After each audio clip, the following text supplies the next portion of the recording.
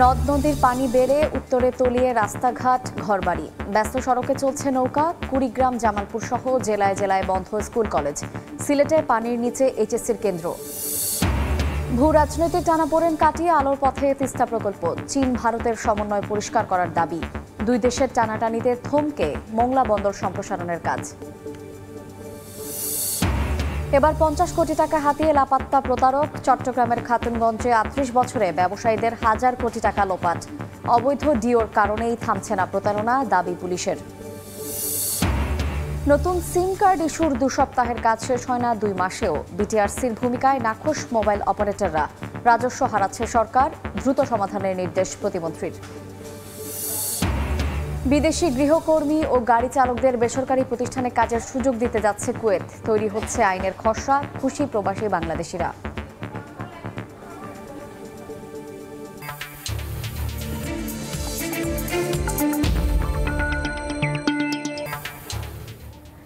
দেখছিলেন শিরোনাম। আমন্ত্রণ জানাচ্ছি দেশ ও দেশের বাইরের অর্থ বাণিজ্যের নানা খবর নিয়ে আমাদের নিয়মিত আয়োজন এ সময়ের বাণিজ্যে।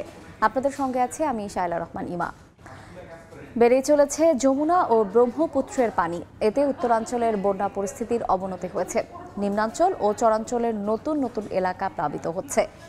পানি বেড়ে তলিয়েছে ঘরবাড়ি, রাস্তাঘাট। হাঁটু পানি মারিয়ে গন্তব্যে যেতে দুর্ভোগের শেষ নেই দুর্গতদের। তাই অনেকের কাছে নৌকায় এখন ভরসা। সিরাজগঞ্জের 5টি উপজেলার 25টি ইউনিয়নের অর্ধ লক্ষাধিক মানুষ পানিবন্দী। দেখা দিয়েছে খাবার পানি সংকট। গাইবান্ধা, কুড়িগ্রামেও একই চিত্র। অনেকে সহায় সম্বল নিয়ে বাধ্য হয়ে ছুটছেন আশ্রয় কেন্দ্রে। কেউ আবার উঁচু বাঁধে গবাদি পশু রেখে নিজেরা ঘরের ভেতর মাচা করে কষ্টে দিন যাপন করছেন। স্কুল কলেজে পানি ঢুকে পড়ায় সিরাজগঞ্জ, জামালপুর ও কুড়িগ্রামের কয়েকশো শিক্ষা প্রতিষ্ঠানে বন্ধ রয়েছে পাঠদান কার্যক্রম।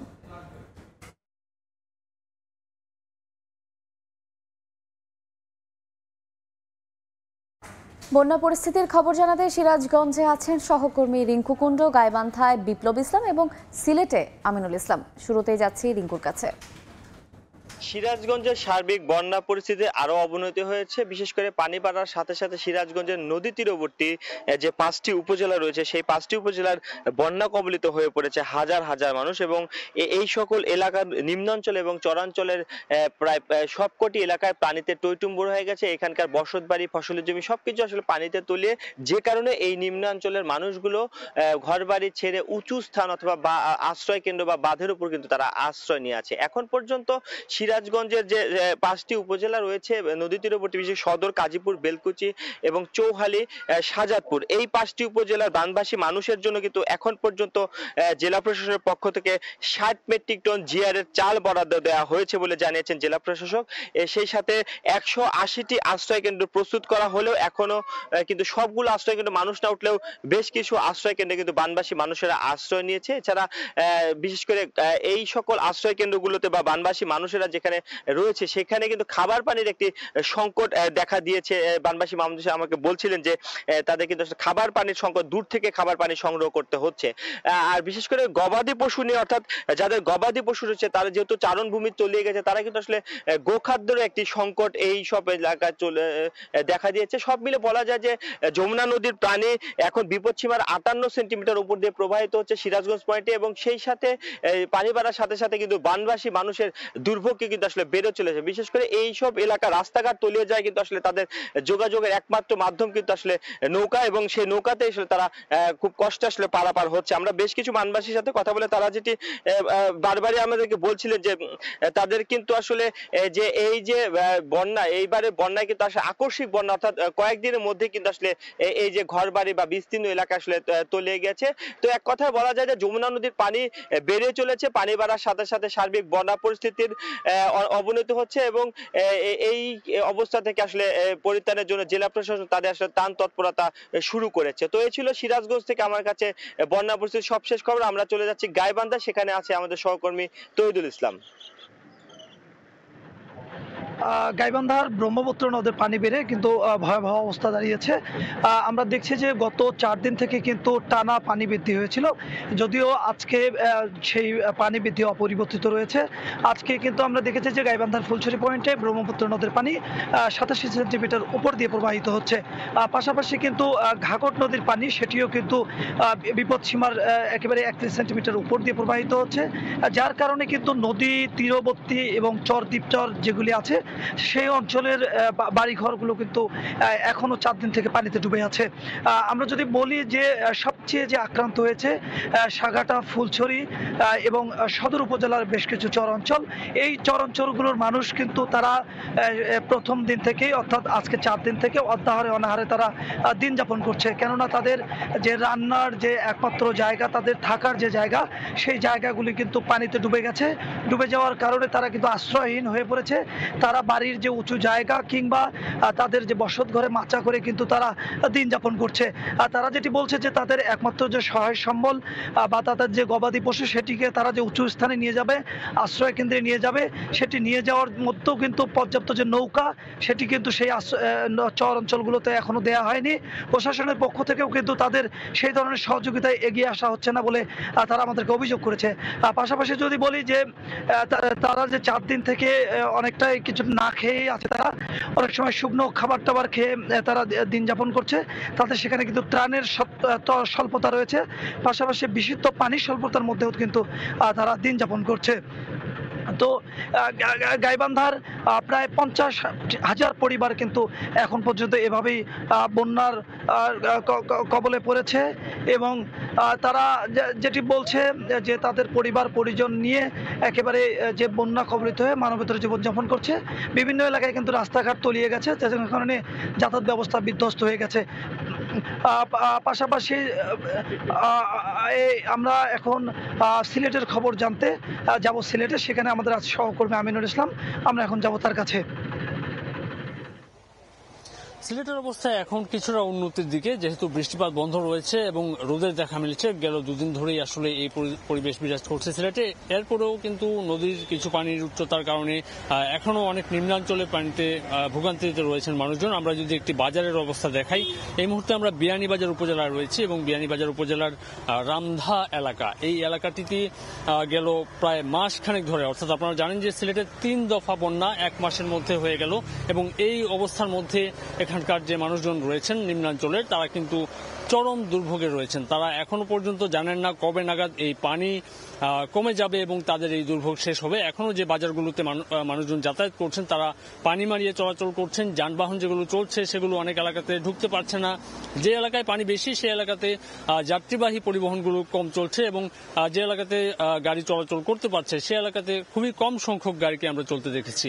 এখন পর্যন্ত যে দোকানপাটগুলো রয়েছে, ব্যবসা প্রতিষ্ঠানগুলো রয়েছে, যেগুলো থেকে পানি নেমে গেছে সেগুলো খুলতে শুরু করেছে, কিন্তু যেসব এলাকাতে এখনো পানি রয়েছে অনেক ব্যবসায়ীরা এখানে ভোগান্তির শিকার আমরা দেখতে পেয়েছি। গেল প্রায় 7 দিনের যদি পর্যবেক্ষণ তুলে ধরা হয়, পানি উন্নয়ন বোর্ড যেটি জানিয়েছে যে ভারতের অভ্যন্তর থেকে যে পানির প্রবাহটি রয়েছে সেটি ধীরে ধীরে কমতে শুরু করেছে। তবে একটি ঝুঁকি রয়েছে, যেহেতু অনেক হাওর পরিপূর্ণ রয়েছে এই মুহূর্তে, হাওরগুলোতে পানি ঢুকে পরিপূর্ণ থাকার কারণে নতুন করে ঢল আসলে বন্যার আকার বাড়তে পারে এবং যে এলাকাগুলো থেকে পানি নেমেছে সেই এলাকাগুলোতে কিন্তু নতুন করে একটি চ্যালেঞ্জ। আপনারা জানেন যে বন্যা যেখানে হয় সেখানে রোগবালাই থাকে, এরপরে যে বসতঘরগুলো নষ্ট হয় সেগুলোকে মেরামত করতে হয়। সব মিলিয়ে আসলে সিলেটের মানুষ এখন ঘুরে দাঁড়ানোর চেষ্টায়। আমরা এই ছিল আসলে আমার কাছে সিলেট থেকে।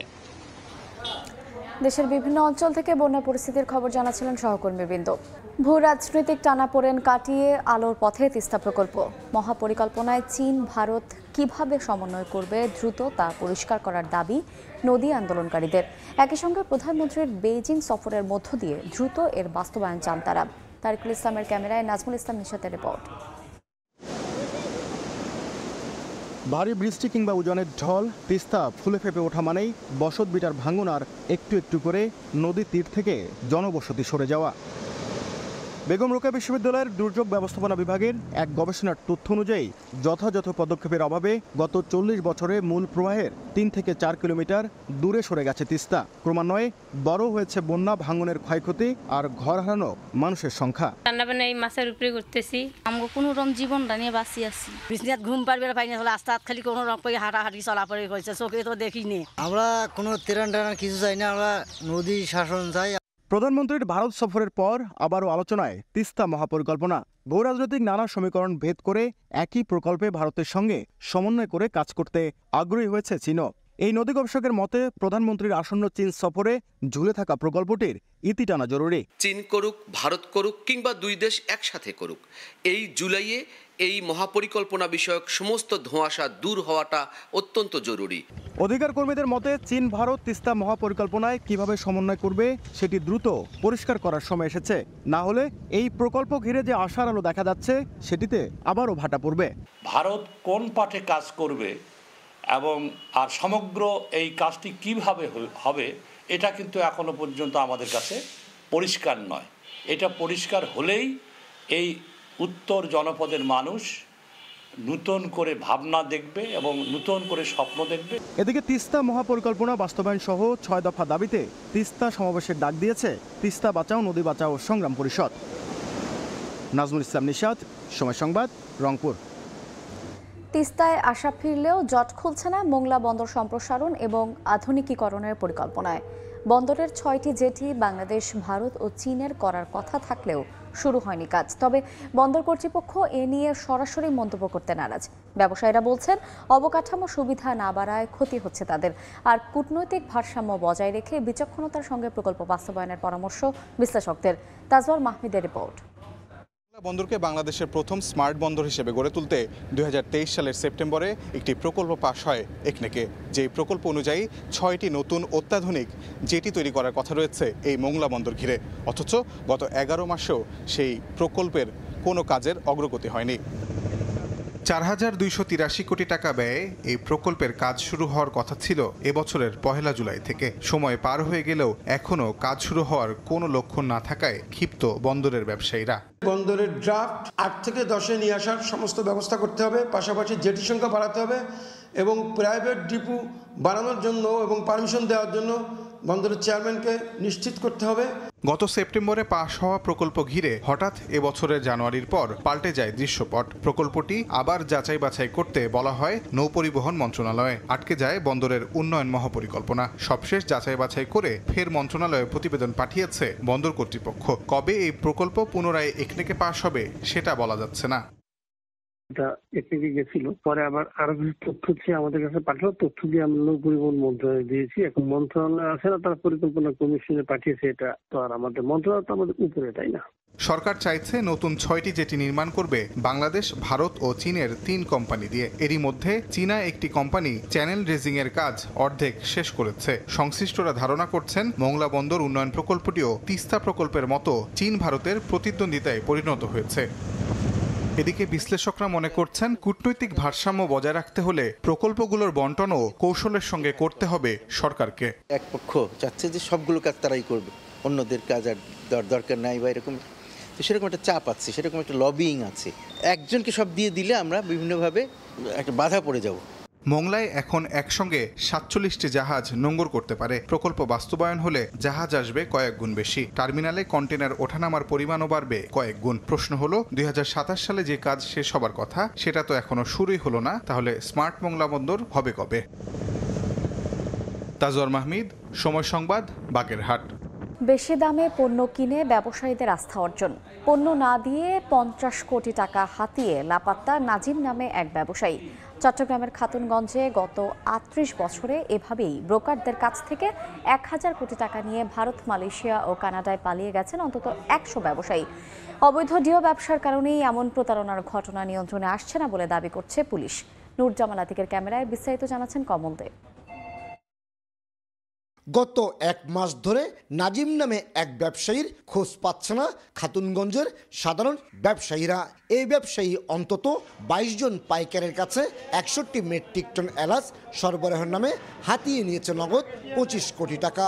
এছাড়া তার কাছে অন্যান্য ব্যবসায়ীর আরও অন্তত 25 কোটি টাকা পাওনা রয়েছে। যারা নতুন নতুন ব্যবসায়ী আসছে ওরা না বুঝে ব্যবসা করে এই সমস্যা পড়ে গেছে। 1986 সালে 6 কোটি টাকা হাতিয়ে নিয়ে ভারতে পালিয়ে যান বিভূতিভূষণ নামে এক ব্যবসায়ী। সে থেকে শুরু হয় টাকা নিয়ে ব্যবসায়ীদের পালিয়ে যাওয়ার অপতৎপরতা। এরপর চৌধুরী ব্রাদার্স এবং চৌধুরী এন্টারপ্রাইজের মালিক সবচেয়ে বেশি 148 কোটি টাকা নিয়ে লাপাত্তা হন। অনেকে আমরা চেহারা দেখি না, তাদের গুডউইলের কারণে তাদেরকে পণ্য আমরা বিক্রি করে থাকি। অনুসন্ধানে বের হয়ে আসছে ভাসমান এসব ব্যবসায়ী প্রথম পর্যায়ে বাজারের চেয়ে বেশি দামে পণ্য কিনতে ব্যাপক টাকা বিনিয়োগ করে। সাধারণ ব্যবসায়ীদের মধ্যে আস্থা অর্জনের পর শুরু হয় পণ্য সরবরাহ না করে টাকা জমিয়ে রাখার কৌশল।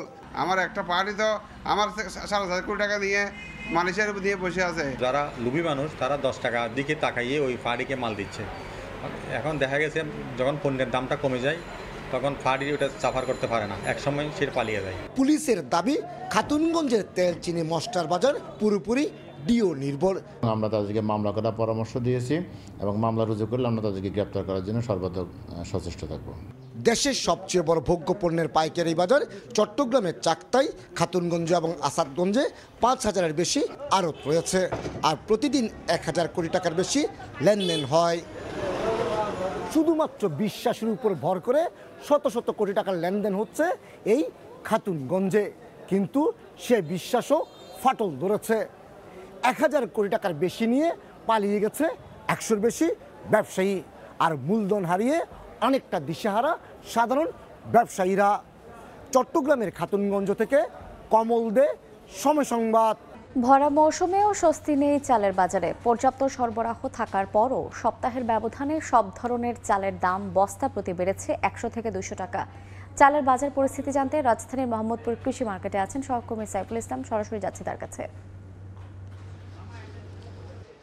ভরা মৌসুমে যেমনটি বলা হচ্ছিল যে এখনও পর্যন্ত আমরা রাজধানীর যে বাজার চেক করলাম, কয়েকটি বাজারে ঘুরেছি, কিন্তু চালের দামে নেই স্বস্তি। ক্রেতাদের হাহাকার বা হাহুতাশ আমরা এমনটাই দেখতে পেয়েছি। তবে এখন আমরা যেখানে আসছি রাজধানীর সবচেয়ে বড় চালের পাইকারি আড়ত, সেখান থেকে এসে আমরা জানতে পারলাম যে আসলে মোটা চাল পাইজাম বা বিয়ের 28 যে চাল আছে সেটির মানভেদে কিন্তু বস্তা প্রতি দাম রয়েছে প্রায় 50 থেকে 60 টাকা পর্যন্ত। আর অন্যদিক থেকে একটু যদি চিকনের কথা বলি, মিনিকেট বা আর একটু যে নাজিরশাহের দাম সবচেয়ে বেশি বেড়েছে। এর পাশাপাশি মিনিকেট, এই দুটি চালে কিন্তু প্রায় বেড়েছে 100 থেকে 150 টাকা পর্যন্ত। আর বাসমতির কথা যদি আমরা বলি, সেটি প্রায় 300 টাকা পর্যন্ত সর্বোচ্চ দাম বেড়েছে। আসলে এটি একটি দাম বাড়ার অন্যতম যে যুক্তি, সেটি আমরা ব্যবসায়ীদের সাথে কথা বলে জানতে পেরেছি যে যেখান থেকে চালের মিল পর্যায়ে যখন চাল বা ধান সংরক্ষণ করা হয় তখন কিন্তু যে কৃষক আছেন তারা তাদের যে ধান বিক্রি করার ক্ষেত্রে অনেক ব্যবসায়ী, ওখানে নানান রকম ব্যবসায়ী আগমন ঘটে, যাকে দরদামে যেটা তফাৎ পড়ে। সেই দিক থেকে কিন্তু আসলে ধানের দামটাও বেশি হয়। কেননা যে এক তো কর্পোরেটদের যে খামারি আছে, সে কর্পোরেট যে ব্যবসায়ীরা আছে তারা কিন্তু এসে ভিড় করছেন, আর অন্যদিক থেকে মিলাররা ভিড় করছেন। এই দুইয়ের জাতাকলে কিন্তু আসলে কৃষক যখন ধান বিক্রি করে তখন থেকে নাকি দাম বাড়ানো হয়। তবে অন্যদিক থেকে আমরা জেলাভিত্তিক যে কৃষক তাদের সাথে কথা বলে জানতে পেরেছি আসলে কৃষক নাকি দাম পায় না। তবে সর্বোপরি বলা যায় যে এই যে ধানের মৌসুমে, ভরা মৌসুমে বোরোর যে ধান আসলো দীর্ঘ 1.5 মাস আগে, এখন কিন্তু বাজারে আসলে দাম কম থাকার কথা। তবে সেই প্রেক্ষাপট থেকে বলা যায় যে আসলে এই যে রাজধানীর বাজারে কিন্তু আসলে দাম কমছে না, সেই বিষয়টি কিন্তু আসলে তদারকি করার কেউ নেই। তবে দাম যে এত চড়া কেন, সেই কারণ কিন্তু খুঁজে বের করার সরকারি কোনো প্রতিষ্ঠানকে আমরা এখনো পর্যন্ত মাঠে দেখিনি। এই ছিল আমার কাছ থেকে রাজধানীর মোহাম্মদপুর কৃষি মার্কেট থেকে সর্বশেষ। আমরা সরাসরি যুক্ত ছিলাম রাজধানীর মোহাম্মদপুরের কৃষি মার্কেটে। নতুন সিম কার্ড ইস্যু নিয়ে বিটিআরসির দীর্ঘসূত্রিতায় অসন্তুষ্ট মোবাইল অপারেটররা। তাদের অভিযোগ 2 সপ্তাহের কাজ শেষ হয় না 2 মাসেও। এ কারণে বাজারে ছাড়া যাচ্ছে না প্রয়োজনীয় সিম কার্ড। এতে তাদের ব্যবসায়িক ক্ষতির পাশাপাশি রাজস্ব হারাচ্ছে সরকারও। শুভ খানের রিপোর্ট।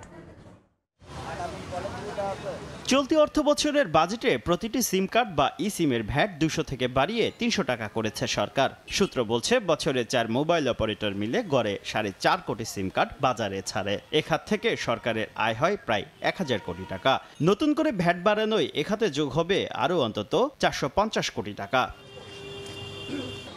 তবে অপারেটরদের অভিযোগ সরকার রাজস্ব বাড়ানোর চেষ্টা করলেও উল্টো পথে হাঁটছে বিটিআরসি। নিয়ম অনুযায়ী নতুন সিমের জন্য নম্বর উল্লেখ করে তা অনুমোদনে বিটিআরসির কাছে আবেদন করতে হয় অপারেটরদের। এরপর নিয়ন্ত্রক সংস্থা যাচাই বাছাই করে অনুমতি দেয়। অপারেটরদের অভিযোগ, এই নতুন সিম ইস্যু করতে 2 থেকে 2.5 মাস সময় নেয় বিটিআরসি, যা সর্বোচ্চ 2 সপ্তাহের বেশি লাগার কথা নয়। এনবিআর চাচ্ছে একদিকে রেভিনিউ বাড়তে, কিন্তু আমরা আরেকদিকে দেখছি যে নাম্বার অ্যালোকেশন না করার কারণে গত বছরের তুলনায় এই বছর আমাদের গ্রস অ্যাড 50% কমে গেছে। 2 সপ্তাহের মধ্যে যদি আমরা পেতে পারি তাহলে আমাদের প্ল্যানিং প্রসেসটাও তাহলে এরকম করে করা যায় আর কি। অপারেটররা বলছে সিমের প্লাস্টিক ও চিপ কেনা এবং কমিশন সহ বাজারে ছাড়তে প্রতিটি সিমে অন্তত 550 টাকা খরচ হয়। ভ্যাট বাড়ায় ভর্তুকি কমিয়েছে অপারেটররা। কাস্টমারের খোঁজে মাগনা সিম, আমাদের কাছে ফ্রি সিম নাই, এখন কিনা পড়ে 341 টাকা, প্রতিটা সিম 100 টাকা করে বাড়াইছে।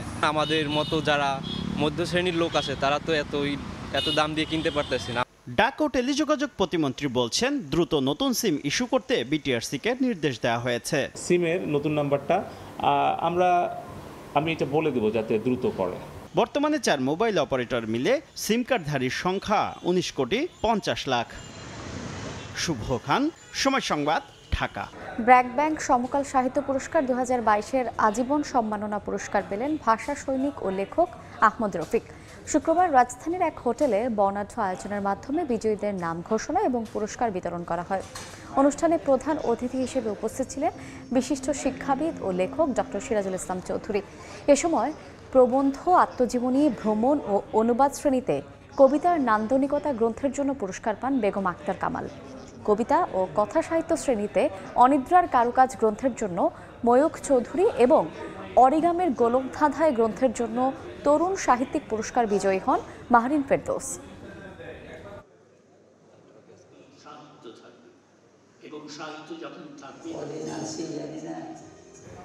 বরিশাল বিভাগে বাছাই পর্বের মধ্য দিয়ে ষষ্ঠবারের মতো শুরু হলো দেশের সবচেয়ে বড় TV reality show Ispahani Mirzapur Banglabid. শুক্রবার সকাল 10টায় বরিশাল মডেল স্কুল অ্যান্ড কলেজে শুরু হয় বাছাই পরীক্ষা। বরিশাল বিভাগে মোট 14,000 শিক্ষার্থী বাংলাবিদ প্রতিযোগিতায় নিবন্ধন করেন। এর মধ্যে বাছাই পর্বে অংশ নেয় সহস্রাধিক প্রতিযোগী। বহু নির্বাচনী প্রশ্নের উত্তর, উচ্চারণ ও ব্যাকরণের দক্ষতার মধ্য দিয়ে সেরা 100 জনকে বাছাই শেষে ঢাকায় শুরু হবে মূল পর্ব। এবছর সারা দেশ থেকে প্রায় 2 লাখ প্রতিযোগী এই আয়োজনে নিবন্ধন করেন।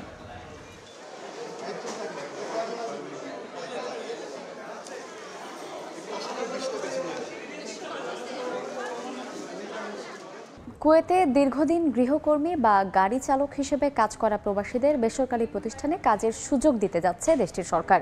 এ বিষয়ে আইনের খসড়া করতে দায়িত্ব দেওয়া হয়েছে জনশক্তি কর্তৃপক্ষকে।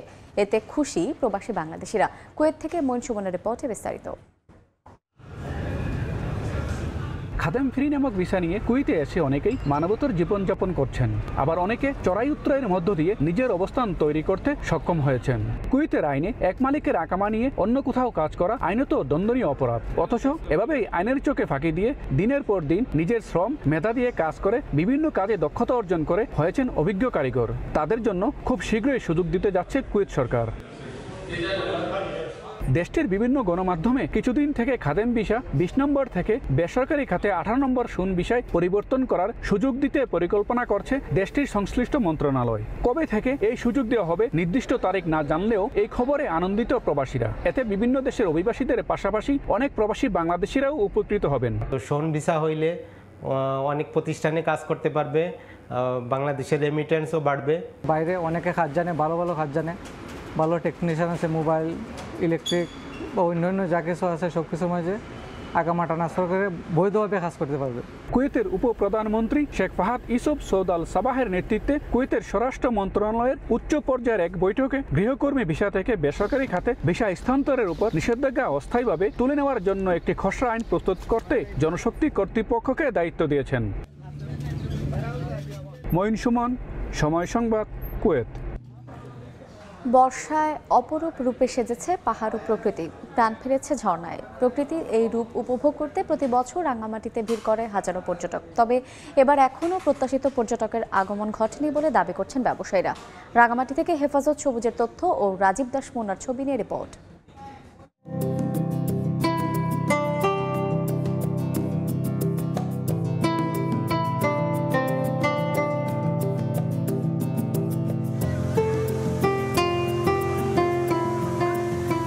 শত ফুট উপর থেকে পাহাড়ের গায়ে আছড়ে পড়ছে জল।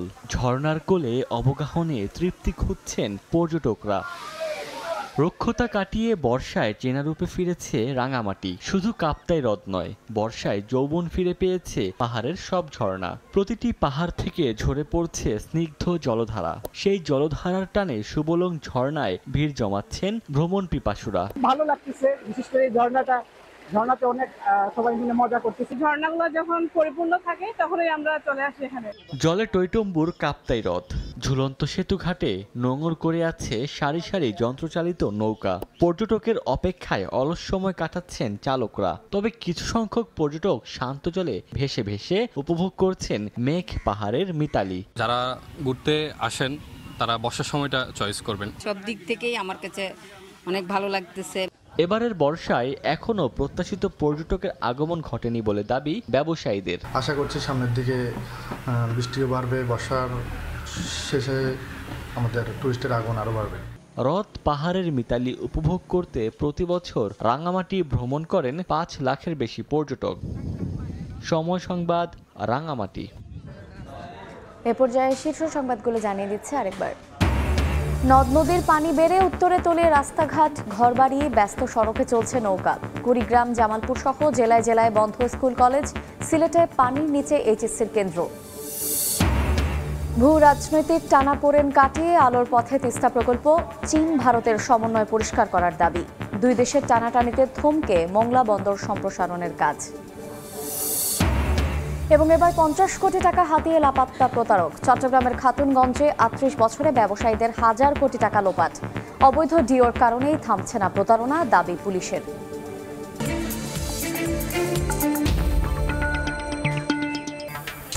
এই ছিল এই সময়ের বাণিজ্যে। এরপর সময় সংবাদের সঙ্গে থাকবেন সহকর্মী ওমর ইনান। আপনাকে ধন্যবাদ। সময় সংবাদ নিয়ে ফিরছি কিছুক্ষণ পর, সঙ্গে থাকুন সময়।